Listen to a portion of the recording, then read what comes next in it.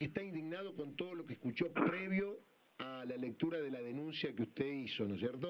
Sí, Respecto de... la verdad es que me sobresaltó esa. ¿Vio? ¿Y qué La opina de esto? indignación supera.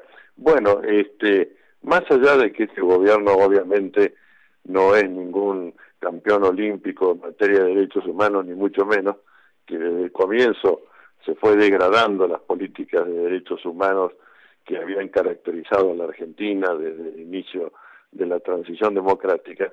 Lo cierto es que siempre hubo un grado, diría, de decoro y en algún sentido también de ejemplaridad cuando ya bajo el gobierno Kirchner se remueven los obstáculos, me refiero a la ley de punto final y de obediencia debida, para juzgar un poco tarde y quizás no con toda la fuerza y organicidad que debe tener, pero en definitiva el genocidio perpetrado por la dictadura cívico-militar. Bueno, se llegó incluso a arañar, diría, la responsabilidad de los civiles en esa dictadura cívico-militar, y allí viene, bueno, el cambio de gobierno y la debacle con un presidente cuya primera manifestación es se va a acabar el curro de los derechos humanos, ¿no? Bueno, de allí en más todo fue para peor, ¿no? Y creo que esto forma parte de una política de Estado nueva, pero una política de terrorismo de sembrar, mediante una semántica perversa, la idea de que aquellos que fueron víctimas durante más de 500 años son en realidad un grupo de inadaptados, un grupo ahora de terroristas que pretenden lo imposible de generar un Estado mapuche en territorio de la nación argentina, te muestran como armas de guerra, instrumentos de labranza y de trabajo artesanal, por supuesto. Esto es inconcebible que al pueblo mapuche o a los pueblos originarios en general se los pretenda despojar de lo poco que tienen, de lo poco que les ha quedado. Yo recuerdo que el día en que se aprobó la cláusula de reparación histórica a los pueblos originarios en la Asamblea Constituyente, era una sesión que le quebró la integridad en el sentido de hacer salir las lágrimas a todos los que estábamos presentes allí, porque en las gradas que rodean el Paraninfo de la Universidad de Santa Fe estaban los representantes de los pueblos originarios, con sus cánticos, con sus vestimentas, con su lenguaje, y fue una aclamación. Por supuesto que el presidente ni quería ni hacer apretar los botones para registrar la votación, era una proclamación por unanimidad que volvió a reproducirse, claro, sin esa presencia tan, diría yo, tan humana, tan trascendente de los pueblos originarios, cuando se aprobó la incorporación de los tratados internacionales de derechos humanos, y creo que fue enorme la genialidad de crear una incorporación constitucional, es decir, que el Congreso, con 2/3 de los votos de los miembros presentes de cada Cámara, podían incorporar los tratados de derechos humanos y que con esa mayoría calificada se convierten en cláusula con jerarquía constitucional.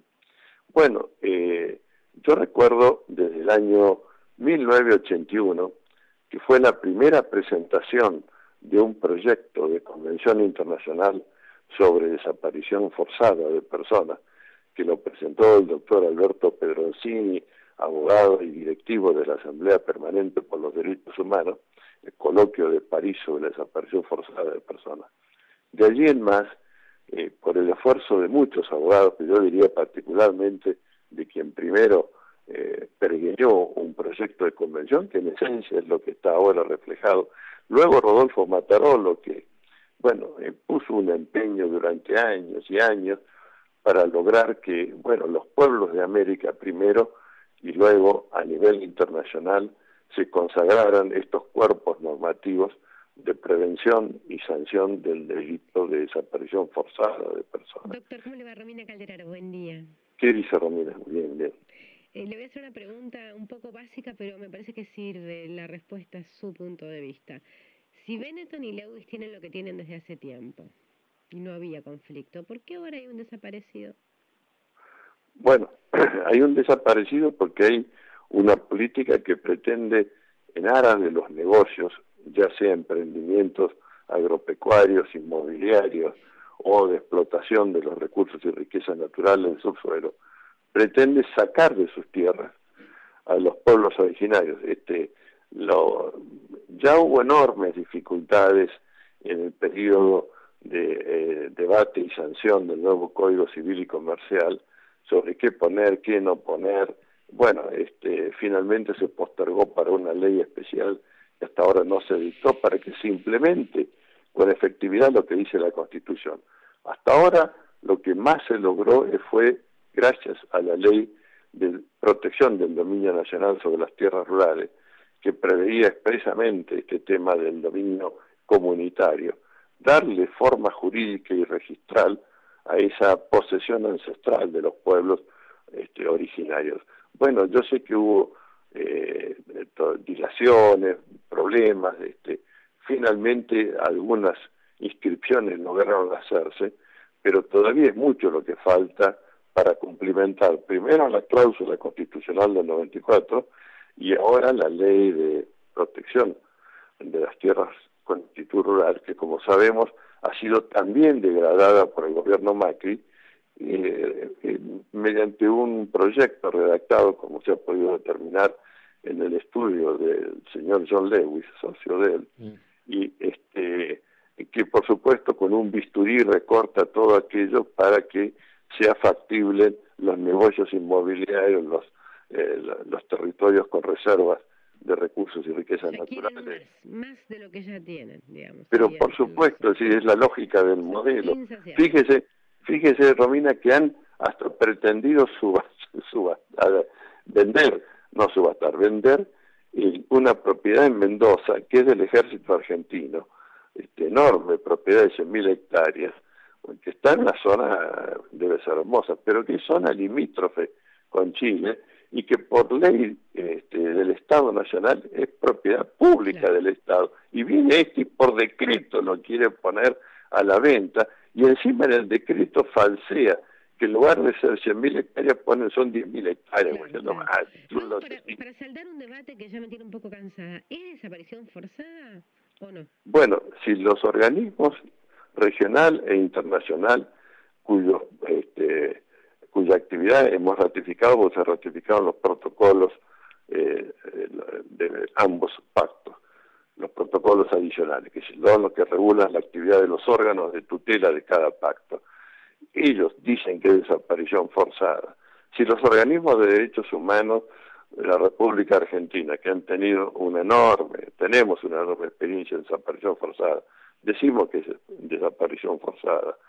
Si finalmente la fiscal solicita que se califique de desaparición forzada de personas, porque en el lugar que ocurrió, donde no hay ninguna intervención de múltiples fuerzas, sino simplemente la gendarmería, y trágicamente la gendarmería, cumpliendo una directiva de un juez, bajo los protocolos y normativas de aplicación que se encargó Pablo Nochetti de estar allí para dirigir el procedimiento.